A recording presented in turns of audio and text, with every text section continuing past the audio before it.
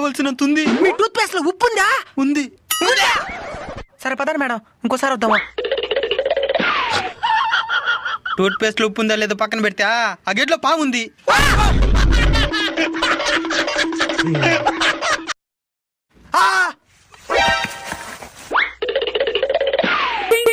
మీ tooth paste లో కారం ఉందా? కారమా? వీళ్ళేదో ప్లాన్ తో వచ్చినట్టున్నారు. ఉంది.